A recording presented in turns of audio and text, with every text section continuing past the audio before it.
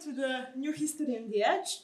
I'm very happy to introduce today's lecturer, Melvin Bernard, who is close to the end of his PhD at École des études de sciences sociales in Paris, and currently also working as an assistant lecturer in the University of Jean Moulin Lyon 3. And his research focuses on the social history of Yugoslavia, and in particular on the history of self-management practices. And as we see today, he will speak about the making of worker self-management, particularly from the position of the housing distribution in Yugoslavia. So the floor is yours. Thank you very much for this presentation. So I'm just first, thank you very much for inviting me, and I'm very happy that I have such a long time to present my subject, because usually we have too little time for this. So yeah, my subject is about housing distribution in late socialist Yugoslavia. And through this question of housing distribution, I hope to shed light on the self-management system as a whole, and especially by studying social practices of self-management. And through this question of social policy, welfare policy, I would like to question these social practices of self-management. So indeed, housing was a key element of the socialist policy in Yugoslavia, and has been subject to many reforms over time. And among the main ones that are interesting to me are the mid-60s, when the municipal housing fund was suppressed, and when the responsibility for funding housing and distributing it was transferred to self-managed companies. And the oldest, which is the other element of reform, which is the starting point of my dissertation and my presentation, is the mid-70s. So some times of reform going from 72, 73 to, let's say, 76, 77, which is, for me, the time when this question of housing distribution is actually implemented, introduced in the system of workers' self-management and the system of workers' control, which is at the core of my dissertation. So during these 15 years of late socialism, which are the period for my dissertation, housing was distributed by these companies, both socially owned apartments and cheap housing credits with very low interest rates. And I would like to study the criteria that determine this distribution, what it tells us of practices of self-management. And for me, this question of housing distribution allows, maybe I should switch, allows for an understanding of broader questions on socialist Yugoslavia, such as question of workers' participation in self-management, question of power in self-managed companies, but also question of transformation of the role of the states as municipality withdrew from direct distribution. How did it transform the conception of public action in such a context? So for such a project that was at the beginning of my dissertation, of course, I had to understand legal regulation and the top-down parts, but I was also interested in better understanding the everyday social practices, and so to go at the local level and choosing case studies. And I can say maybe a word of it, which was actually at the beginning of my dissertation, where I had to choose case studies that would allow me for this station. So I decided to choose medium-sized cities, which are not the capitals, for several reasons, because smaller cities allow for more systematic studies. The number of major companies is more reasonable. And it's also, choosing medium-sized city rather than capital allows to better understand the center-periphery relation, which is of course not possible if you consider the center. And so I chose two cities. I will call them. It's in Serbia, Novi Pazar, and Bjelovar in Croatia. So I can just show, I think probably you know, but Novi Pazar in southwestern Serbia and Bjelovar east of Zagreb.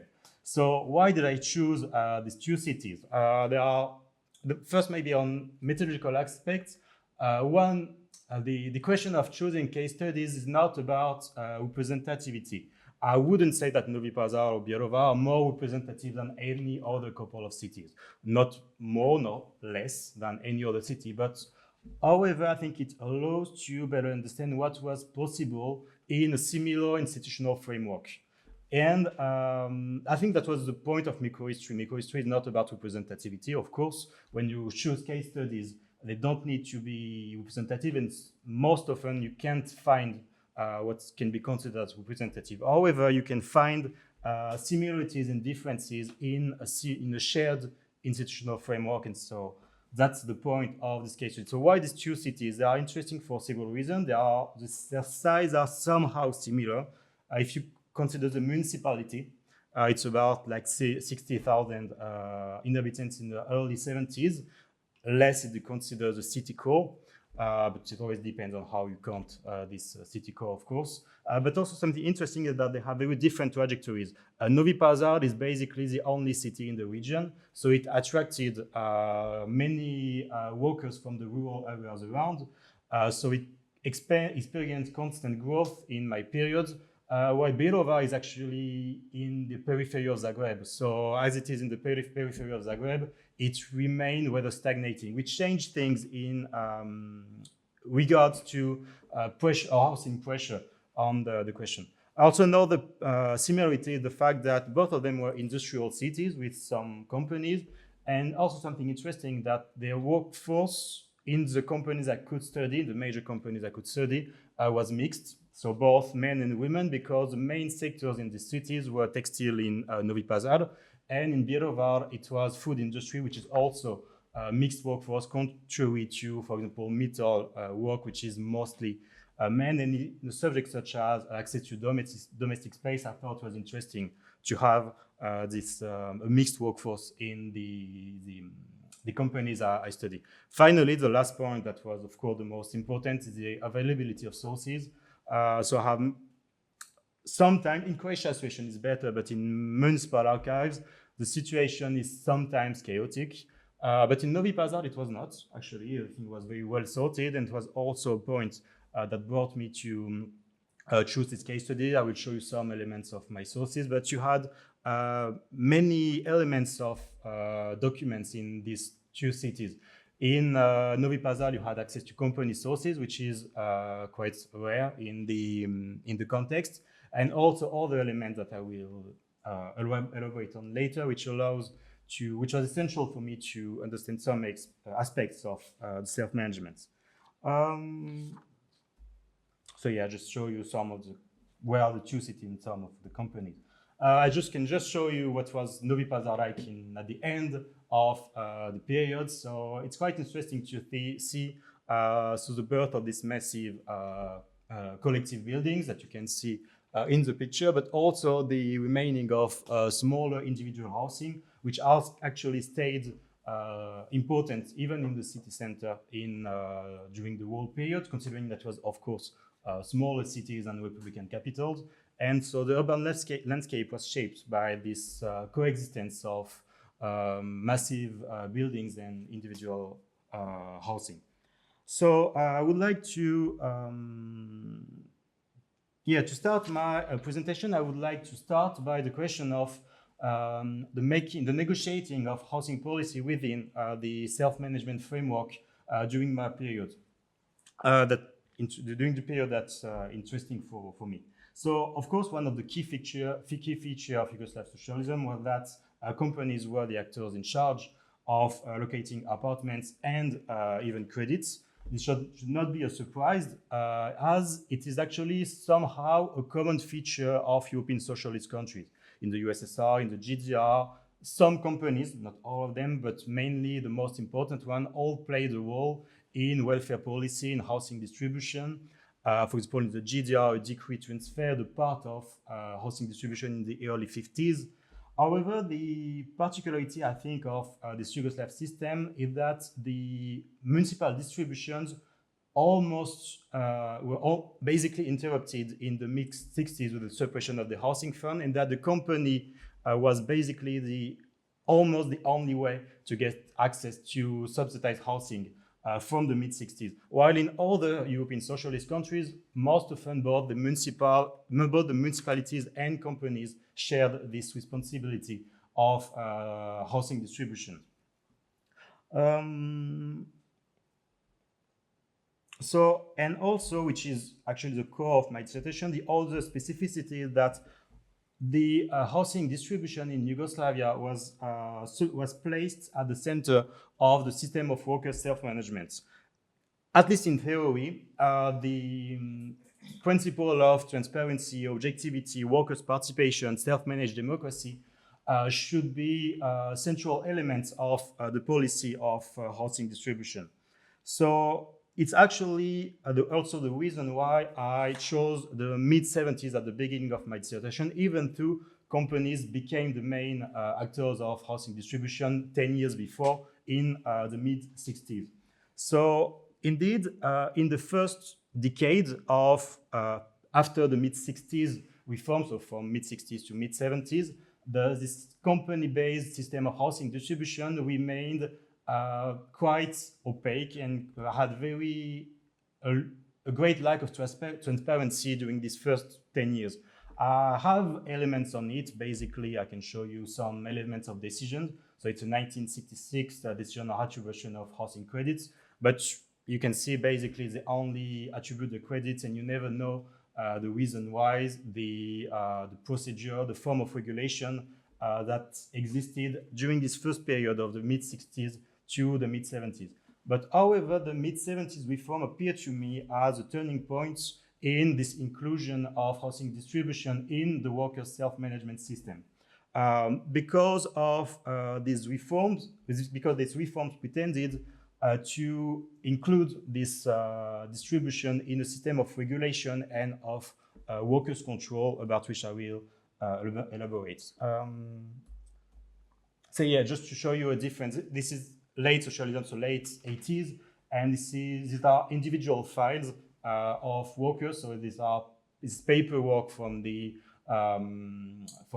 housing commission in Tekarashka, and for every single worker you had an individual file, and they counted every point, which allowed them to rank workers after that, establish the ranking, etc., etc. So from the mid-70s, even in my sources, there is an actual shift in the amount of documentation about housing distribution, which allows me to follow this housing distribution.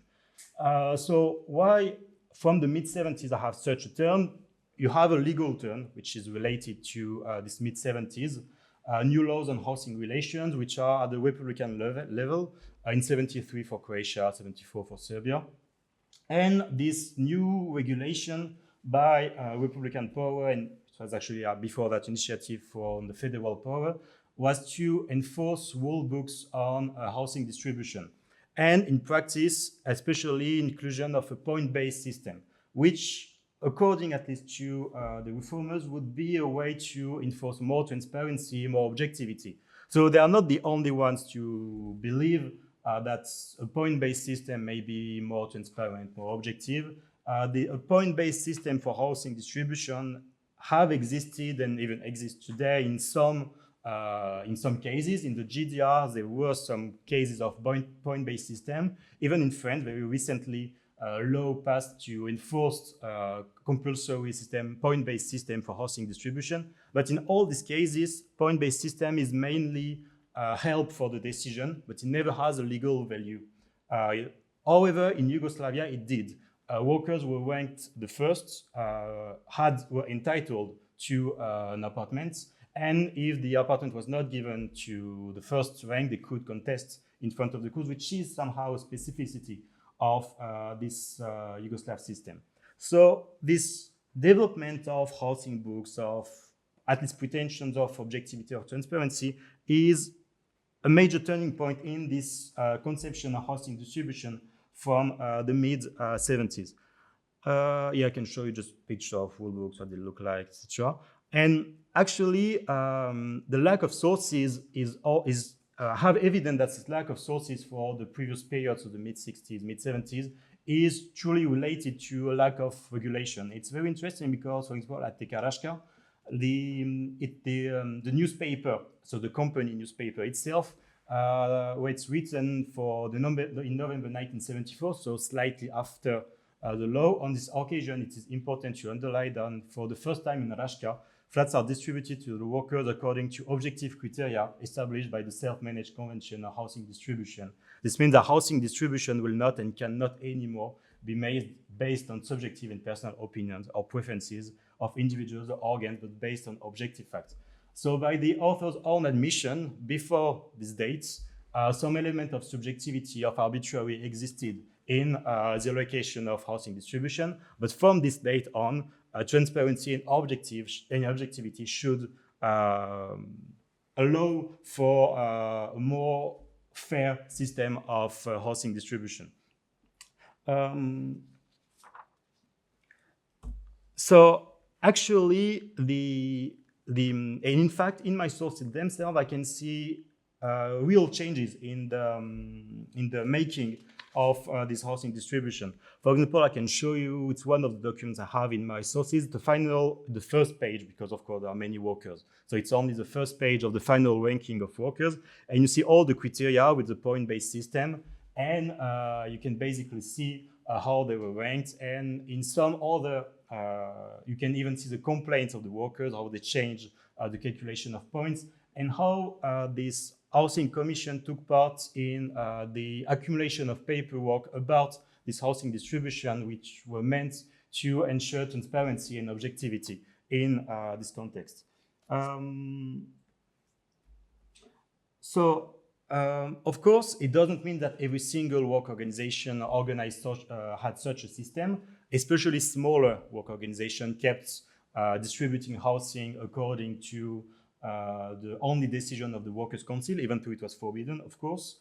But however, it seems to me that in many major work organizations, the political pressure that existed on these companies forced these companies to adopt another kind of system of housing distribution. So now the main question is, what were the main criteria in these rule books? What was considered as criterion of social justice? What was, how was negotiated this, or this condition of social justice negotiated in these rule books? Maybe the first thing I have to say is that all the rule books I presented had to be voted by referendum. It is something new since the 1976 law on state labor. It's one of the articles, the 463, that say that all these normative acts have to be voted by referendum. Only voted them in workers' assembly is not enough anymore, and you have to get the workers' approval through referendum. So that means that constant negotiations were needed between the management and the workers in the enforcement of criteria of social justice. And so all these rule books and the discussions over these rule books that happened during the meetings of the Workers' Council, sometimes in the newspaper, can inform us of competing conception of social justice that are expressed in these rule books.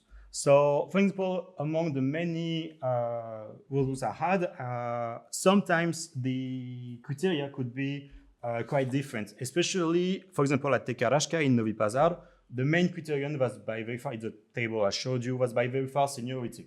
So it meant that basically the ranking list looked like a waiting list for the people.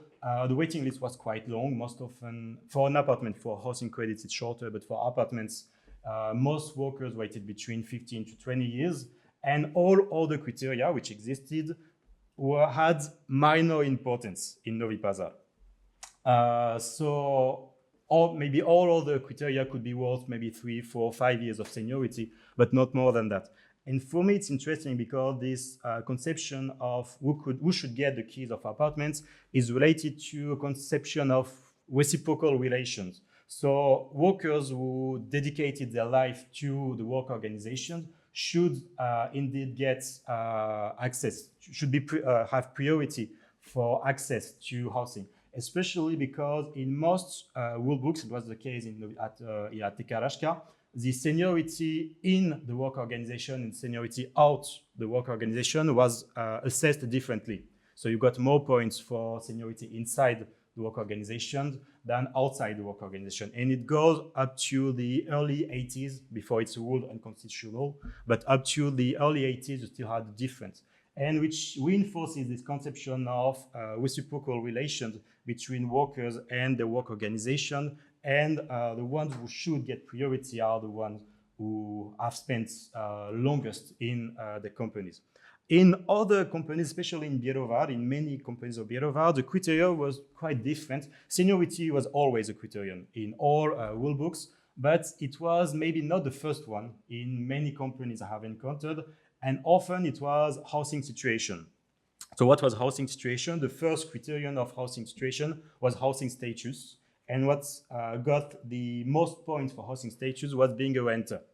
And being a renter was considered to be the worst situation. In some company, each year of being a renter also granted some points, and the ones who ranked the first were the ones who spent most time being a renter. So in what is considered, and with good evidence, as a worst situation in socialist Yugoslavia, being a renter on the private markets.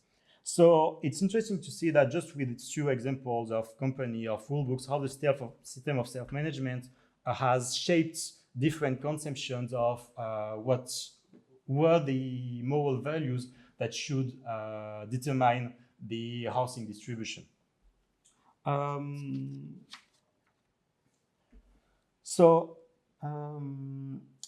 Yeah, the last part that are in this first part that I would like to mention is especially for the question of housing situation, Housing Commission played a great role, and especially because of the members of the company Housing Commission had to visit the place where every applicant lived. And so, of course, because they need to assess housing situation, because also beside the criterion of housing situation, sometimes in some rules, not all of them, there were criteria such as the brightness, the humidity, the existence of a kitchen, the existence of a bathroom, etc., which implied that a visit should be made. The Housing Commission was also responsible for the examination of workers' documentation. And so something quite important, which actually gave them some margin of autonomy, even in a system that was shaped to be the most objective possible. So one of the questions I have about it is what are the possible ways to bypass such a regulated system? What are the workers' tactics? There are a few mentions about it. For example, the station of Owiacha, we has dedicated his PhD to this question of housing in Belgrade. For example, he mentioned ways to get fake health certificate, or ways to increase the number of family members in the housing. For example, telling that parents still live with you while not really. But actually, these tactics don't get you so many points. What gets you most points is actually the question of housing status. And this question of housing status and being recognized as a renter. And actually, even though it may seem quite objective, because the Housing Commission is supposed to examine workers' documentation, actually there are ways to bypass this. Especially, it is commonly known that many workers signed contracts, renting contracts with their parents. So they lived with their parents and they signed renting contracts with them. Sometimes it was forbidden, explicitly forbidden in the rule books. So they could just, but however, the Housing Commission could still just close their eyes on it and just pretend they didn't see that it was the renting contract was with the parents. And sometimes even they could close the eyes when the person didn't show the necessary documentation. In all my sources, I have one case of accusation of direct corruption. So a member of the Housing Commission who is accused of having received money. And that's actually how it happened. Basically, he considered someone as a renter and he didn't have the necessary documentation. So all the workers went to the court, they denounced their colleague for not having the documentation. And that's actually one of the main way to bypass this regulated system, about this question of documentation to pretend you are a renter. And another question is people who would not get access at all to housing distribution because they already own the house. And in all rule books, these people, everyone who is an applicant has to ask the municipality a testimony that they don't own anything, neither none of their close family members. But of course, sometimes it's possible to bypass the system too and get access to a socially owned apartment, even though people already have a house outside, either outside of the municipality, which is possible, or in the municipality, but manage to get still. So I have cases of accusation between colleagues for these cases. So, however, even through this old system of bypass or of such a regulation system existed, it's interesting to see how from this mid-70s there was a clear project to transform the system of housing distribution into a transparent and more objective system. So now I would like to switch to the question of what were the consequences of such transfer of housing distribution to the companies. And I would like to show how this housing distribution and more generally social policy was actually included in a system of governments for the companies and in relation powers, in relations of power within this company. Indeed, this social policy was most often not considered as a free gift for the management, but rather as the initiative for reciprocal relations. And most often this is not made obvious in times of consensus and in times where everything is going well in the company, but in times of major conflicts, it's interesting to see how this conception, these management conceptions of housing distributions are really revealed. So, for example, there's a major conflict at Tekerashka in 1974, which is interesting because it's not a time of economic crisis yet. 74 is still a time of where the economy was going well. And indeed, Tekerashka was actually facing higher demand. And because they were facing higher demand, the management believed it was a good idea to ask every worker to work every Saturday. So they would be paid over wage, of course, but over time. But still, it was demanded from the management. And of course, I would say it was faced with a fierce opposition from the workers who expressed their disapproval at the Workers' Assembly. And it's interesting because at the next meeting of the Workers' Council, the director is absolutely mad at both the workers and the other engineers who did not support her enough. And one of the workers wanted to support the director, says, we are all happy with that, but where does the money for construction come from if the work is not done, comrade? We do not want to work on Saturday, but we want some comfort in an apartment without wondering who and what is paying for it. And of course, in this case, the person who speaks just wants to look good in front of the director and support her. But it's also interesting to see how it's revealed conception of housing distribution as a way to discipline the blue-collar workers in exchange of what was actually an ambitious housing policy at Tekerashka. In exchange of it, it was expected from them an absolute loyalty to the work organization. And even in times when conflicts did not occur, actually, sometimes there was a moralizing stance towards the workers. For example, still in the company newspaper, this company newspaper very often mentioned the lack of responsibility, the lack of work ethic of the blue-collar workers, of the workers from direct production. And it's interesting because in this particular article, they express the loss due to this lack of work ethic, lack of irresponsibility of workers, not in monetary terms, but in terms of number of apartments that these workers lose, which is a form of moralizing stance toward the workers who lose the apartment they are entitled to because of lack of work ethic. So this housing distribution are embedded in a system of where the management expects some form of reciprocity in exchange of this housing distribution. And this does not prevent the fact that every rule books and housing distribution had remained negotiated between workers and the management, especially because it had to be approved by referendum. But still, the management had a word to say in this making of, in the building of this reciprocal relation. And I could just say a few words about this notion of reciprocity that can be expressed and observed under many aspects, and under many aspects of the making of this housing distribution. So the first element that I already mentioned is the seniority, which is at the core of many, not all, but many systems of company housing distribution. And in this case, it can be interpreted as a way to create and to reinforce forms of clientelist relations, of at least dependence relation in between the workers and their work organization. And for example, the different assessment for seniority outside the work organization and inside the work organization was ruled unconstitutional at the early 80s.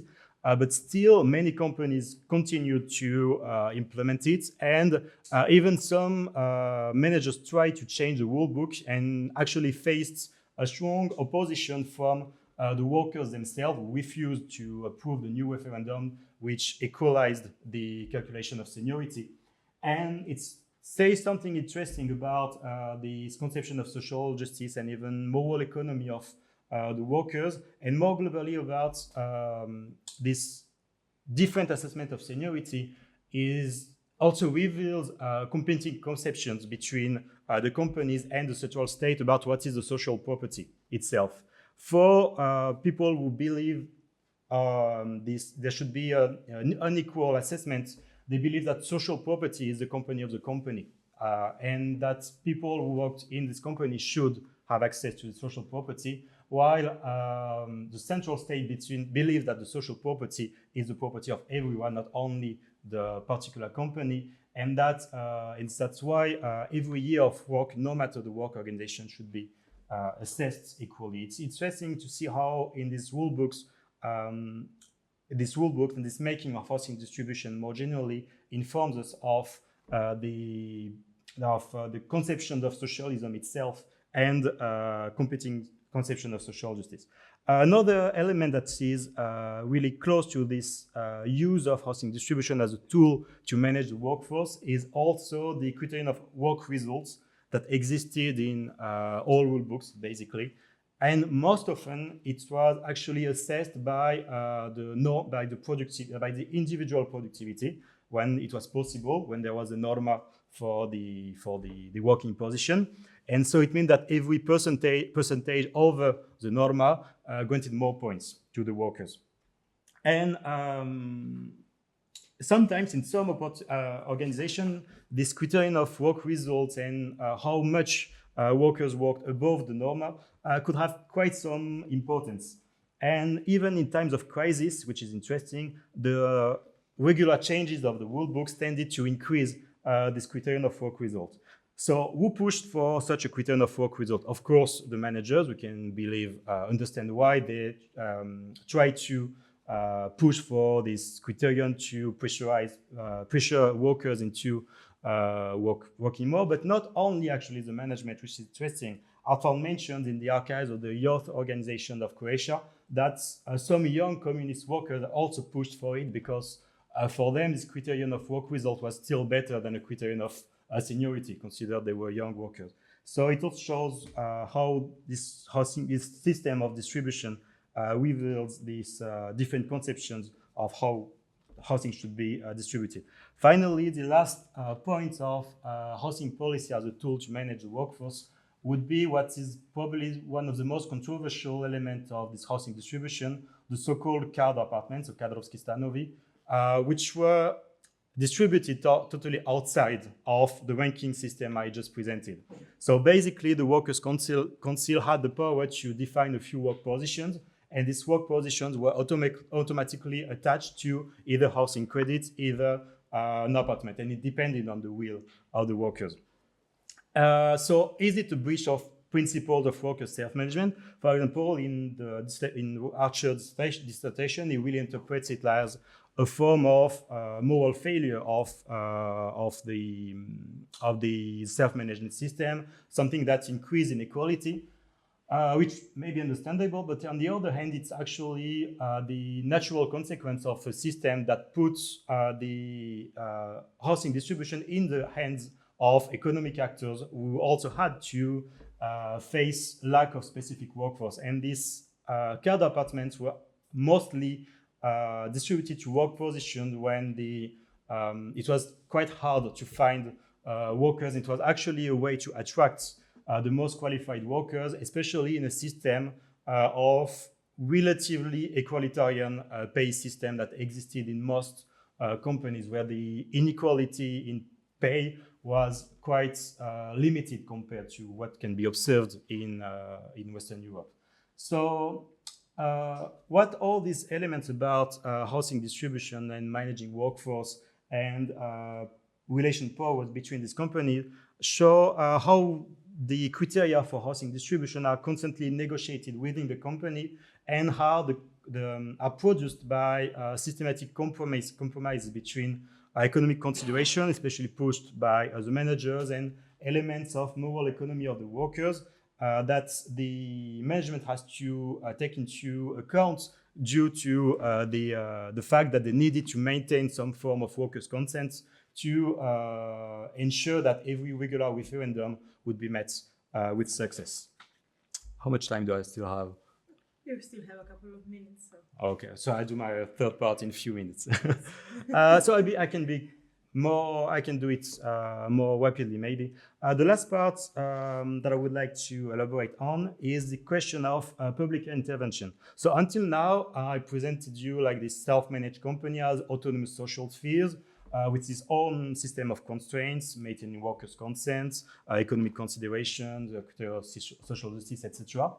However, I would like also to mention that there was still, especially from the mid-70s, some element of recomposition of public intervention. And especially because the reformers of the mid-70s understood the tensions that existed between the company autonomy that was pushed in the mid-60s reform and the need for social control because of social considerations related to socialism. So very quickly, I will say a few words about two elements. The first one is municipal action, and especially the role of the SIS, so the self-managed interest communities, they were specialized municipal actors in charge of a particular field of service: education, physical culture, sport, and housing. And in the case of, in principle, there was like a council for service users and service givers. But in the case of housing, actually, there was only mostly a council of service users, which was made mainly of delegates from the work organization and a few delegates from the from the local communities. And in the case of Bielova, also representatives of the socio-political organization, so the union, the former partisans, Sumnor, and the party. So there is actually very little literature on the role of the SIS, especially the SIS for housing. For example, Archer in his dissertation mentioned that SIS were only meant to collect the rents, which is actually they had a broader role than this.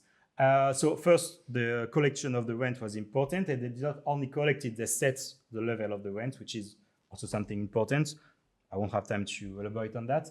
But also they had other role in the shaping of housing policy in between companies, and especially the SIS could have the power to make every company sign some social agreement, so družbeni dogovor, which is an agreement between several work organizations and a socio-political community, in this case a municipal actor, and that enforced specific rules, regulations on the use of housing distribution. For example, it was the case in Novi Pazar. I have no mention of it in Bjelovar, but in Novi Pazar, for example, there was a limit on the part of the housing floor dedicated to credits compared to the part of the housing floor dedicated to housing construction. And there were also elements related on how should the criteria be built in this context. So actually, these municipal actors took a part in shaping the housing distribution, but still it was not under the form of direct public intervention. Indeed, it had to remain consistent with the withering away of the states and the refusal of direct responsibility in housing distribution. Another point is solidarity housing, which was actually there is also in this case almost no literature on, I believe, as far as I know, on solidarity housing. And I have information about it in both Bjelovar and Novi Pazar. Maybe the thing I can insist on is that for the most part, solidarity housing was not directly distributed to individuals by the seas, but they were actually redistributed to companies by the seas. So it was rather a system of redistribution between companies than between individuals, which is also an interesting conception of this refusal to direct responsibility in state in housing distribution. And I have like 2 minutes still. So just to end, like 2 last minutes. The last part that I would like to develop is the constant interactions between workers' contests, the states as the role of arbitration from the states, and the legal regulation that are constantly brought about in this context. So contestations were a pillar of the self-management system. Like the most part of the meetings of the Workers' Council was dedicated to answering the workers' complaints, and especially complaints concerning housing distribution. And there was a form of ritualized answer from the company to this complaint that reinforced the legitimacy of the Workers' Council also. But workers could not only complain to their companies, but also to new institutions that embodies this mid-70s reform. I can say a word about a few ones, especially I would translate by the social ombudsman of workers' self-management, so the DPS, Družbeni pravobranilac samoupravljanja, which is a new institution that was implemented in every level of socio-political communities, so at the federal level, at the Republican level, but also at the municipal level. That means that in every municipality, someone was in charge of receiving the workers' complaints and being mediators. So they didn't have any power to force the company to do something, but they could send the case to a court of associated labor, which is also something new in the mid-70s reform. So which is a court specifically dedicated to labor conflicts, and which didn't exist before this date in Yugoslavia. And a large part, between a fourth and a third of cases in this court of associated labor, actually concerned housing distribution. So the first part was about revenue distribution, and the second one was about housing distribution. And the last actor that already existed before the mid-70s reform, but has his role renewed in the mid-70s, that actually surprised me, is the Constitutional Court, because I have in my sources many decisions of the Constitutional Court, so the Republican Constitutional Courts. And indeed, constantly they received rule books from, they were mainly sent by the union of companies that sent the specific rule book of a company to assess constitutionality. And these constitutional courts had very extensive understanding of the constitution, and all over the period, especially in the early 80s, many articles were ruled unconstitutional by these courts, such as the different assessment of seniority. They ruled unconstitutional the fact that the article that gave more points if your partner lived in the company. They also ruled also the criterion of education as a way to give points. So they refused the fact that having a degree could get some points. And this interaction between workers' workers' contests, the role of state in arbitration, and the constant reshaping of housing distribution by these legal actors is, for me, interesting in the understanding of the recomposition of the role of state. So here you have a complaint from a worker in 1977 to the DPS. So finally, as a conclusion, sorry if I've been a little too long, just housing as an instrument to the self-management system, and it allows for the analysis of broader elements of self-management, such as workers' control, self-managed rights, and recomposition of the role of the state in the context of its within way. And finally, I would like to, I didn't mention it in the beginning, but one of my main questions are what are the consequences of the mid-70s reform?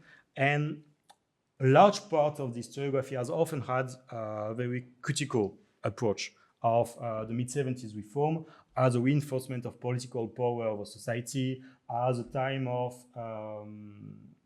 reinforcement of clientelist relations within the municipality, and as a time of new compromise between the political bureaucracy and the workers. Maybe to some extent, studying these cases of housing distribution allows also for a different view that is also consistent with most recent works about these mid-70s reforms that see also how these self-management reforms shaped increasing social control on the process. And thank you for listening to me. I'm sorry if I've been too long. No, it's fine. Now it's time to open up the floor for questions. If nobody has an immediate question, I will start with, let's say, a couple. Okay, so my first question is about, I guess, technically the ownership of the apartments, because first you talked about factories, but then at one of the quotes from Raška, it's already discussed that it was owned by the hour, so the toast, as we call it in Slovenian. So I'm wondering what was the relation between the factory itself and then all of the hours in the factory in that regard. And I guess this also ties to the question of the referendum, because was the referendum held for the entire company when they were selecting the rules, or was the referendum only in a specific section, so in a specific hour? Again, so okay. So neither the company, neither the basic organization were actually the owners of it, but still it was they were the housing givers. It was the official word, but it was the OOUR, and so every OOUR had a few apartments, but once it was distributed, they were not responsible for it anymore. As a municipality manager, they set the rent, they collected the rents, they made maintenance work, etc. But actually, it comes to the OOUR. And another question about the referendum: each single OOUR had to approve the referendum. And I have cases, not for housing. Actually, I don't have any case of rule book on housing with distribution that was rejected. I have cases of other rule books that were rejected. And in some cases, if you consider Tekarashka as a whole, the rule book or the new text could be approved, but if it is refused by one of the OOUR, it is rejected. And something else also is that it's not like for them in this particular system, you don't need a simple majority to win the referendum. You don't need the majority of voters, you need the majority of workers, which is because sometimes more people voted for yes than for no, but it's still not the majority of workers. That's why also participation is something very important for the companies. That's why also participation is controlled by the managers in the companies. So every single OOUR remains autonomous even when they are in these combinates, and every referendum has to be approved at the OOUR level. Yeah, just a factory to simplify the vocabulary. Paul? Yeah, thanks for a really good presentation. I wanted to ask about gender here. And bear with me because it might take a while, because it looks to me like the bearers of rights here are individuals, not households, right? So your list had ime prezime. Yeah. So what does that do to gender relations, particularly in somewhere like Novi Pazar, where you would then have a textile company where the majority would be women? Hypothesizing, right? And you hinted at it right at the end, because you said you get more points if your partner works in the same company, but what if your partner works in a different company? So what's the relationship between gender, household type? So that's the first question. The second question is, of course, what you're very clearly showing is the distribution of housing is based on a productivist understanding of formal waged relations, right? So what happens to those people who are parts of groups who are not, who are excluded from those formal wage relations? And I've written down 6 groups. 2 of them are the ones that are most talked about in the literature, right? Roma and the unemployed, because in your period, unemployment is an increasing problem. But I've invented 4 more. The self-employed, because that's beginning to happen. The small workshops, the mechanics, the hairdressing salons. The Gastarbeiterie, who are returning from Germany because Germany is having a recession, right? Retirees, people who spent their lives working in a factory and living in somewhere, but then they move somewhere else because they've retired. And labor mobility, people who move from one area to another. So I just wonder, like, what, if it's so tied to productivist labor relations in a single factory, what happens to those different groups? So for the first question, it's something interesting because about gender relation and the relation between individual and families, because the size of the apartment you get depends on your family composition, of course. However, the bearer of right is an individual. You are totally right about it. I have found something very interesting in my archives about Danilo Kish, because he actually lived with his wife. So that's inverse gender relation. But his wife had the rights of for the housing. And so when they divorced, I think it was in 1981 with his first wife, actually he lost access to the apartments, and his wife kept the apartments, because actually you get an apartment for your family, but you are an individual bearer of rights. Also a question about gender, so it was maybe not at the core of your question, but also gender inequality, like were women to some points discriminated against? It's hard to answer this question. I believe I've never found any mentions in the sources, like for example debates over social justice, and someone said it's the responsibility of a man to provide for his family, so men should be advantaged. I've never found anything like this. However, second thing I can say, did women get socially owned apartments? Yes, I can show you the ranking of Tekarashka, yes. However, especially in the system of seniority, were the factors of structural disadvantages to women, and I believe that to some extent, yes. Why? Because it's the same thing for discrimination in case of retirement. Women are more partial jobs, so they lose a part of seniority. Many women stop working to take care of children, so they lose seniority too. So indirect forms of gender inequalities, in this case, is due to the gender organization of society, which has consequences, especially on this matter of seniority. And then what happens to the people who are not in this uradna odnosu, in work relation? Basically, only for one category is different, which is the retirees. I will talk about it later. But for all the categories, so you mentioned to be honest, I have no mention of the Roma in my archives. The Gastarbeiterie, the self-employed, the peasant workers, the peasants too, you didn't mention, but all of them basically have to rely on the private market. So basically, they build their house, and they rely on, sometimes they can get housing credits from the banks, but basically they rely on the private markets. The only category which is specific and is the retirees. In some companies, and maybe even in most companies, retirees still have the rights to the apartments. And in some cases, even there was an article that said when someone is getting closer to retirement and still did not solve a housing situation, that's how they say, yes, solve a housing question, that's exactly how they say it. It should have automatic access outside of every ranking system, and it could get access to an apartment or housing credit, something to solve the situation. Also, in some cases, there was some form of social agreement between the former company of the retiree that paid, for example, 50% of it, and the Cs for retirement and invalidity, which paid the other half.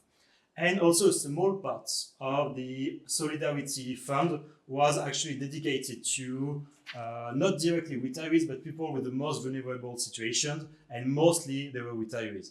And another category that had privileged access to the Solidarity Fund, mainly in the 70s, not so much in the 80s, because most of them were dead or already solved their housing situation, were the partisans. So they had a particular access to it. What about, you mentioned also labor mobility. In some cases, you can find agreements between two companies that exchange apartments, in some cases. But actually, I also believe that this world system based on seniority and actually tended to reduce some forms of labor mobility. So, of course, labor mobility is something well known for Yugoslavia, especially young people who went abroad, etc. But people who wanted to stay in the self-management system in Yugoslavia. Actually, if they wanted to hope for apartment, they had to stay for a long time in the same company and forge this dependency relation with the particular work organization. So it tended to actually somehow limit labor mobility between companies for the one who did not decide to go abroad and become a Gestaltwriter. So yeah, did I answer all your questions? Perfect. Any more questions? Otherwise, I have a very quick one. Who was actually sitting in the committee that was distributing the apartments? The Housing Commission, you mean? Yeah. They were nominated by the Workers' Council. In some rule books, it is explicitly stated that members of the union should have part of the seats. And I believe that even when it's not mentioned, many of them were closely related to the union, considering that the union becomes the specialist of welfare policy within companies. But who are they? There are people nominated by the Workers' Council, and I believe somehow close to the union. But it's hard to have more information about them. Sometimes have individual workers' files, so I could somehow pose a topography. But actually, the information of the workers in the workers' file, I tried to do it for a few people. It's not correctly sorted, and it's very hard to follow. So it's hard to do real prosopography or who are these people in the Housing Commission. So I can maybe rather rely on some forms of complaints from the workers when they complain. The members of the Housing Commission do everything because of relation, veze, and not. So I can have information in the complaints letters, but I cannot really know exactly who they were. Okay. Any more questions, dilemmas? If not, I would. Zoom? No, I don't think there's anything on Zoom yet. If not, I would like to thank you very much for lecturing. And now, just to announce that as we are coming close to the summer, as we all know, the busiest months in academia will also be the busiest months for the History on the Edge. So for the next 3 weeks, we will have the honor of listening to us every week on the 3rd, on the 10th, and the 17th of June. And to start with the announcement of the next lecture, it's going to be held by Denisa Nečasova from the Department of History from Masaryk University in Brno. And the title of her lecture is going to be The Socialist and Neoliberal New Man, the Post-Revolutionary Discursive Images in Czechoslovakia in 1948 and 1989. So I hope I will see you all next week, and then the next 2 weeks, of course. Okay, thank you again, and thank you to the audience.